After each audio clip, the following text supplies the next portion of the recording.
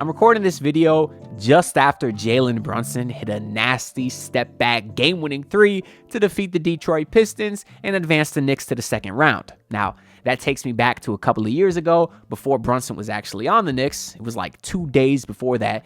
I remember there was an article that came out, I guess by Brunson's camp to try to give them some leverage, but it basically said that the Miami Heat were interesting in getting Jalen Brunson from the Dallas Mavericks. And at the time, I will admit, I remember thinking, why would the Heat want Jalen Brunson when we have Kyle Lowry? Yes, certainly not my finest take, but it really makes you wonder how things would be different if they would have got Brunson. Maybe if we would have got Damian Lillard or traded Jimmy Butler a year earlier. There's all these pressing questions that we really never know the answer to, what would have been the right decision. And even this offseason, we know there's going to be tons of important questions that really will determine this Heat's future. So that's kind of what I want to get into in today's video, where I actually put out a very long thread on Twitter that I titled Miami Heat Fan Postseason Poll, in which I asked these pressing questions to all of my followers, and I think it'll lead to some good discussion for this video. That being said, I kind of threw a bit of a softball with the first question, in which I said, grade the Miami Heat's season. The options were C, D, F, or the only thing worse than F, which is just Terry Rozier. And the only thing worse than Terry Rozier is people who are not subscribed, which right now is 56.8% of y'all. So make sure y'all subscribe to fix that. I do appreciate it. Let's get back into the video. Now, I said this is a softball question because I think no doubt about it, the answer is F. And of course, that received the majority of the vote at 46%. Second place was Terry Rozier at 31% of the vote. But there's no other way to describe this season than a complete abject failure. You talk about losing your third best player in franchise history in disgruntled fashion. Obviously, that was an entire ugly situation for the span of a couple of months. Then you talk about getting into the playoffs, losing your own first-round pick, and then getting your ass kicked in historic fashion, literally the biggest blowouts in terms of overall series deficit in NBA playoff history. Obviously, there was really nothing positive to this Heat season outside of Tyler Hero All-Star berth, but we saw how the season ended. He had 4 points at home in an elimination game. Bam Adebayo didn't make the All-Star team this year. Spent like the first 3 months of the season basically nowhere. It was a down year from him. Terry Rozier, your big acquisition from last year, was literally unplayable by the end of the season. Jaime Jaquez, your star rookie from last year, came into the season and had the worst sophomore slump that I've ever seen in my entire life. Really, no good things about the season. That's why my answer, of course, will be F, and that is what the overwhelming majority voted here as well.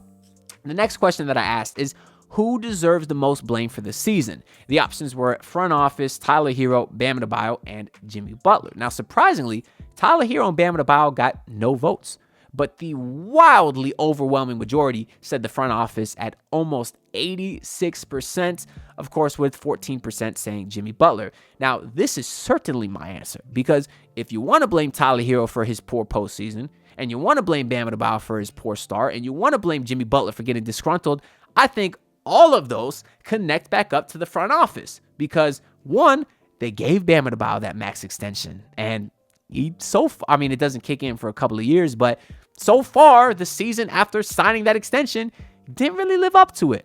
You look at Jimmy Butler, the Heat knew they weren't going to pay him, but instead they were delusional thinking, oh, Jimmy's going to come into the season and be a happy camper even though he didn't get his money.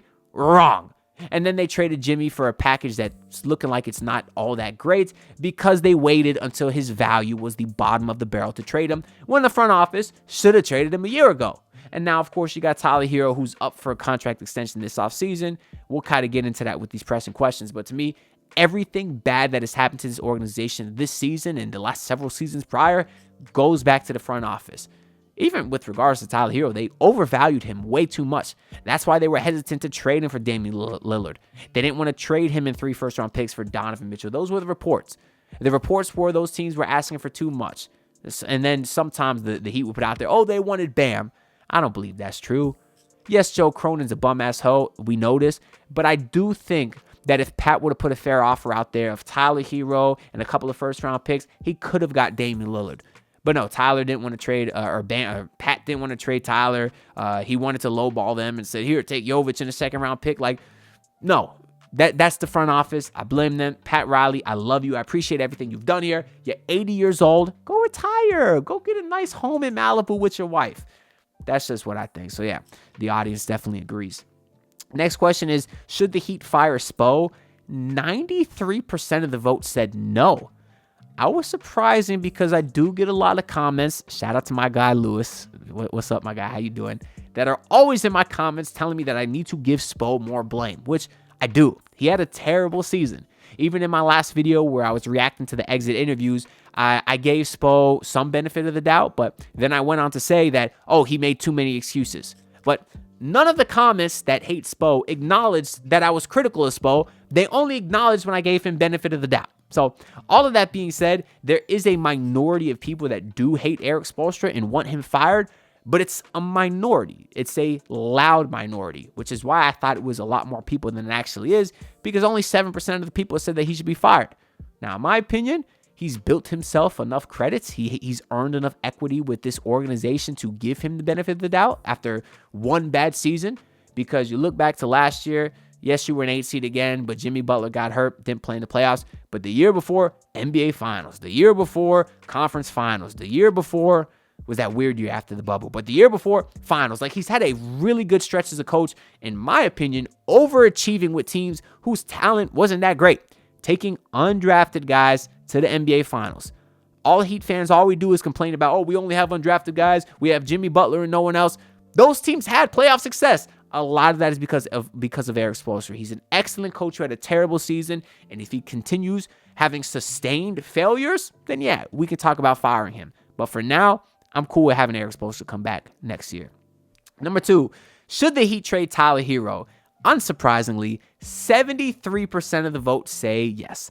The reason I think so is because Tyler is going to come into the offseason and ask for a max extension. In his exit interview, he said it's not the biggest deal. If they don't want to extend me now, they'll do it next offseason for even more money. And I'm like, that's cute, Tyler, but they would only extend you for more money if you stay healthy again, if you have an excellent regular season again, and then you don't fold in the postseason. And so far, we've never seen Tyler here have a sustained positive postseason run. So that's a bit of a long shot that we will ever see that. And at this point, I don't think Tyler Hero would settle for the $35 million that I think he's worth. So if you're not going to pay him, trade him. Don't make the same mistake that you did with Jimmy Butler and let his trade value get lower and lower and lower.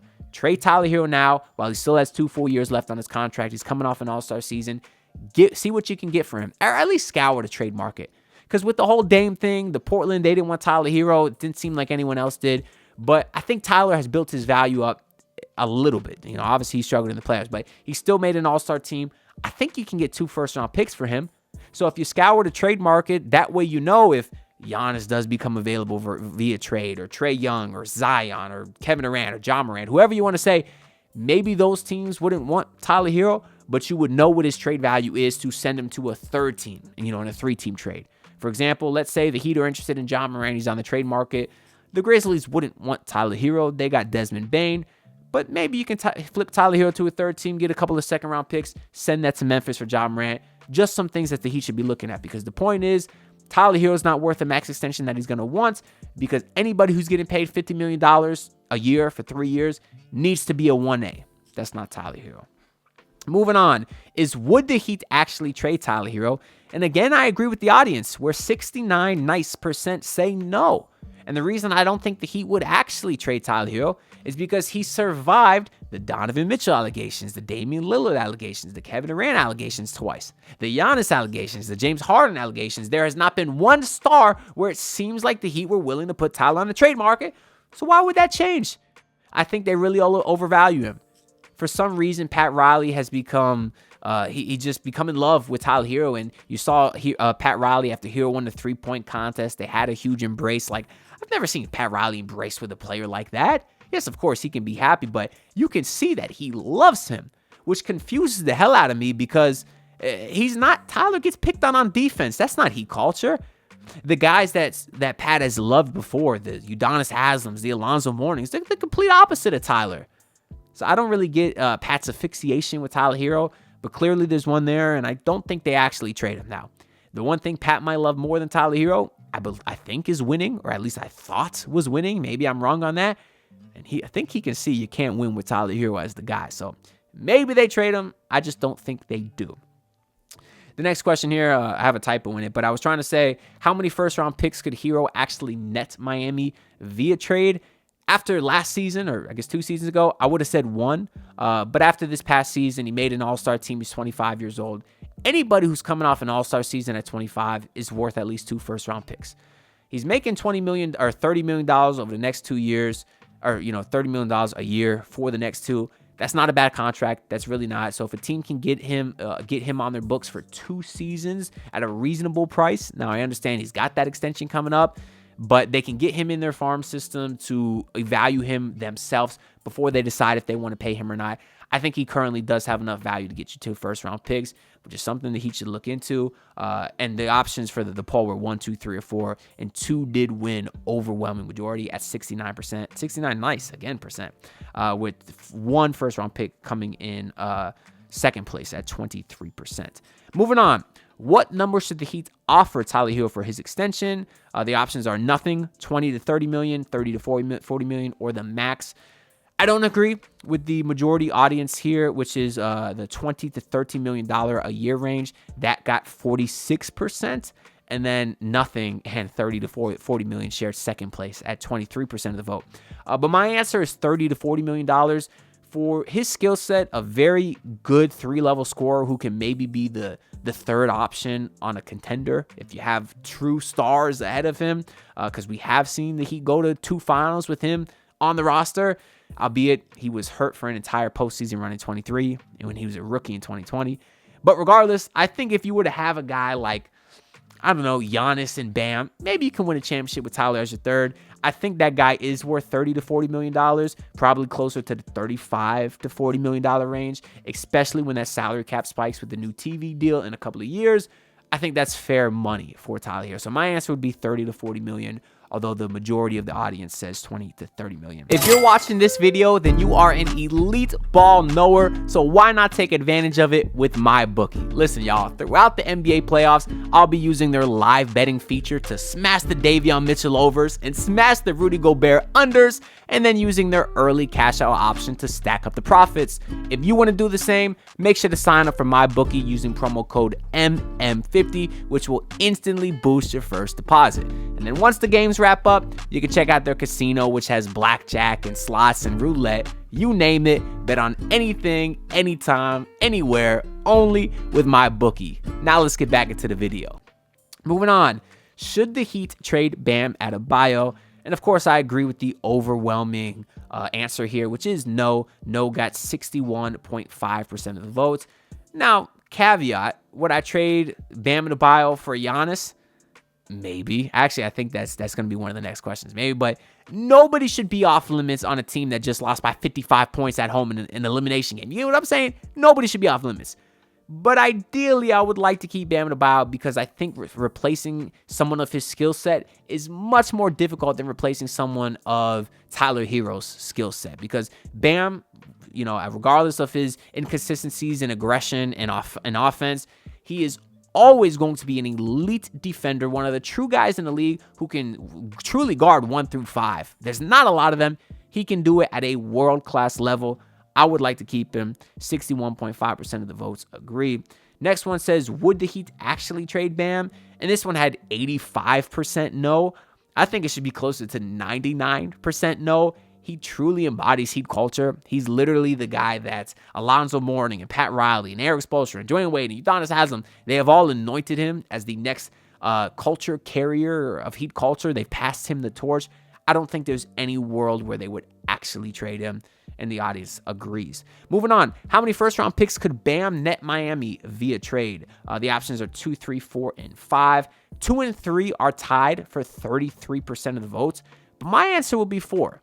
At 20% of the votes, people said 4 first-round picks. I just think getting a guy in Bam who is still relatively young, 28 years old, and he is under contract for several more seasons, so you don't have to worry about him leaving your team, for example, like a guy like Kevin Durant, who is an expiring contract. And I understand there might be a lot of concerns about Bam's extension because it kicks in 2 years. He'll be making $50+ million.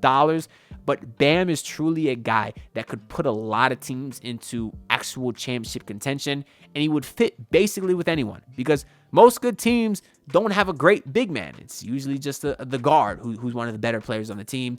Bam is obviously, because he can guard 1 through 4, because he can stretch the floor a little bit now, because he doesn't need the ball. Those are all reasons where he can fit why he can fit pretty seamlessly into any organization. And for that reason, and his age, I think 4 first-round picks is fair for Bam Adebayo. Moving on. Who was most disappointing this season? The answers are Terry, Jaime, Andrew Wiggins, or Spo. 73% of the people said Terry Rozier, with 13% saying Jaime and 13% saying Spo. Nobody voted for Andrew Wiggins, which I guess is fair. He was only here for a couple of months, but certainly that's a disappointment. I don't really need to explain why. But my answer here would also be Terry Rozier. Jaime Jaquez, it's disappointing. He was a rookie, came to this season, and it got so much worse. But again, he's still only a sophomore. Like, a sophomore slump exists. And because he's only 24 years old, 23, 24, I do believe that he can get better, just because the biggest problem for him, I believe, is that jump shot. I still think he's a pretty good player when scoring inside, but you can't get to that inside game if they don't respect your three-point shot. I think if Jaime gets in the gym, he continues working that three-point shot and comes in and he could be league average next year, I think that would open the inside game and he'll be back to being a productive player. And obviously, Spoelstra, disappointing. We've talked about that a ton as well. But Terry Rozier, to trade a first-round pick for him when you barely had any first-round picks to begin with, to be getting paid well over $20 million, to go from a guy who was probably going to start to out of the rotation completely, to having literally the worst three-point percentage over like a 20-game span in NBA history, to aggravating the hell out of me with your dumbass shot selection. There was no other answer than Terry Rozier. The one positive this year, he had Tyler Hero's back when Amen Thompson threw him to the ground. That was it. I think Terry's a nice guy, but he declined his exit interview. Don't really respect that from him. After a down season, I would have kind of liked to hear some reasons why. He had a mysterious ankle injury to end this season as well. That follows his mysterious neck injury to end last season. Just got to be the most disappointing trade in Heat history. He's my answer for this question as well. Moving on. I said pick one. Consider trade value. Zion Williamson, Trae Young, Ja Morant, or Kevin Durant. 14% of the people said Zion, 14% said Trae, 29% said KD, but the favorite here was Ja Morant, who truthfully, at 43%, he might be my last answer here. And of course, I'll do videos about all these guys as we go through the offseason, and I would like, all of them on the Miami Heat. But for me, Ja Morant just took a big step back this season, and his injury stuff is really starting to pile up in addition to his off-court stuff, where when you look at the rest of these guys, I mean, Kevin Durant's biggest downside is his age. I guess Trae Young's biggest downside is his defense, and Zion's biggest downside is his health and maybe fit on this team because he's not a great shooter. But Ja Morant, you got the health concerns, you got the off-the-court concerns, you got the suspensions, you got the fines, and it's just a lot. Now, and he didn't have as great a season this year anyways. There's just a little more negatives there than the other guys, and I do like Ja Morant. I think when he is playing, I still think he's a superstar. A lot of people don't believe so. That's why I would like him on my team. Do not get it twisted. But relative to these other guys, I would just like to have them more. I think my answer here, it's really tough for me to pick between Zion, Trae, and KD. See, Zion might have the potential to be the best player in a couple of years, but I don't think it would ever work with Bam. I don't think it would ever work. I mean, Bam is continuing to stretch the floor, but I don't know. It's like we just had Tyler Hero, who obviously had injury concerns, although he was healthy this year. We just got off Jimmy Butler, who always had injury concerns. I want someone who can play.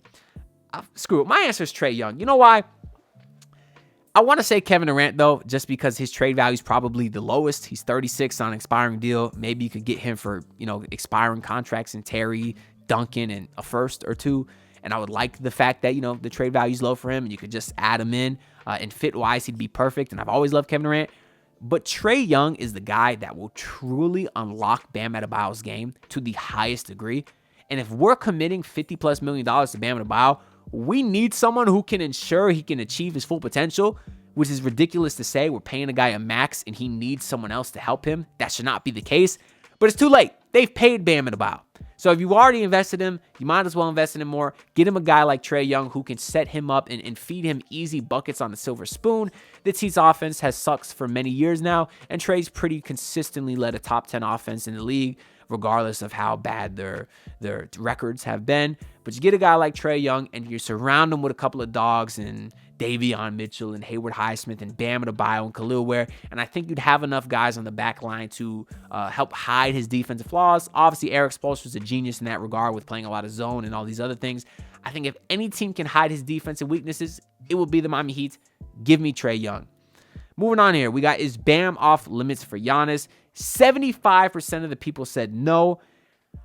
I would like to keep Bam off limits for Giannis, simply because Bam has been the guy who does the best job guarding Giannis. He consistently limits him unlike anybody else. So why trade Giannis, or why trade the guy who consistently shuts down Giannis for Giannis? It doesn't make a lot of sense to me. But that being said, if there is no other moves available, if the alternative is running it back and with the same roster, Wiggins and Bam and Tyler, yes, I would trade Bam for Giannis Antetokounmpo. If that was the only option, I would do it, because you cannot run it back. That is absolutely worst case scenario. You get Giannis in, he's 30 years old. It would take you a couple years to build around him, which scares me because he's already 32. We know his game's primarily built off athleticism, but I would do it, but only if the alternative was running it back. Moving on, how much did the Heat re-sign Davion Mitchell for? The number one answer was 66% of the vote, said between $8 and $12 million. That's my answer as well. Shout out to the 13 people that said he deserved, or 13% that said he deserves the max, which I get because he's the only guy that really showed up in the postseason, the only guy who looked like he cared. He is Heat culture, and I love him. But that being said, he's another role player who the Heat would be stupid to overpay. He's worth about $8 to $12 million. I'll even be cool with 12 on the high end. Any more than that is a lot, just because, well, I want to say his offensive upside is limited, but it's like, he's got a good assist to turnover ratio. We see him get inside. He's got speed. The jump shot was there, but it's like he was so good with the Miami Heat in such a short sample size. I don't think that small sample size is enough to justify giving him $12 to $15 million compared to the rest of his career. Maybe he signs a 2-year deal with us for 8 to 12. If he plays well, then we can re-sign him for $15 million. We'll talk. But for now, he's still a role player. Those go for $8 to $12 million. That would be my answer as well. Next question, should Pat Riley retire? 73% of the people said yes. Obviously, that's my answer as well. He's 80 years old. He should retire. I love you, Pat, but I don't really got to elaborate on that anymore. People are saying Spoelstra should take his spot. Not yet. Just because Brad Stevens did it and it worked out doesn't mean every team has to do that now. No, let Spo coach. Have one of the younger guys like Andy Ellisberg or Adam Simon take his role. People have said Alonzo Mourning. Sure, why the hell not, I guess, right? Get someone in there who current players respect. Get Dwayne Wade. Anybody. Just don't get an 80-year-old. I don't know. 80 years old is too old to do any job. Specifically run for president. That tells you what kind of shape our country's in. But regardless, yes, retire. You're old. Moving on. Who should the Heat draft? The options were point guard, size, best available, or trade pick to win now. My logic, whenever you have a bad team, is to always draft best player available, and that is what majority of the votes said at 57.1%. And actually, everybody else voted for point guard. I still think you need some size because you need a backup center, and the Heat have the 20th pick in the draft. That's not a bad range to get a backup.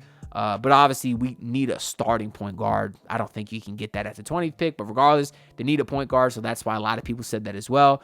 But it seems like most of the audience is smart because they said best available, because you realize when your team is not that good, maybe you hit a diamond in the rough. Maybe you get your next superstar at pick 20. Who knows? But that's definitely what I would do. And then maybe it's you draft best player available, so if later in the offseason Giannis becomes available, you got a nice piece that might interest the Bucks. Instead of drafting best fit for you, and then the Bucks are like, why would I want the best fit for you? I want the best fit for me. Take best player available. It makes sense all around. The final question that we have here is, are you rooting for Jimmy Butler to win the championship this year? 55% of the people said yes. 44% of the people said no. It's something I go back and forth on. My answer is no, though. Like, when I'm watching these Warriors playoff games, I'm rooting for them to lose. It's just I don't want Jimmy Butler's decision to leave us to be justified. Now, I fully understand why he left. That's why I give the front office so much blame. but I would still be nice as a Heat fan for his decision to not be the right one. So far, it's looking like it is. You know, they're up 3-1 on the Rockets, 3-2, I think now. Is that game actually tonight? That might be, no, it's not tonight. Denver plays tonight. But yeah, obviously, things are going pretty well for him so far. Now, if he were to win the championship, I could see myself being very happy for him. I won't know until when, if it happens. But as of right now, no, I'm not actively rooting for him. But that's really all I got to say for this video. So I hope y'all enjoyed. Thank you for everyone that participated on Twitter. If you'd like to participate in the next time I do this series, just follow me at AnthonyD_Heats on Twitter. And yeah, if I ever do this again, you can be part of the video. But let me know y'all thoughts in the comments down below for all these questions. I'm very curious to hear what y'all think. Like, subscribe. I'm on the grind to hit 8,000 subs, which is so cool to say. Appreciate the support, and I'll see you on the next one. Peace out, everyone. Look, pull up in your city, tryna get that dead face. Do it on my own, I don't need no dead weight. Had to kill him off, yeah, I need a head space. You know this homegrown bitch don't offend me.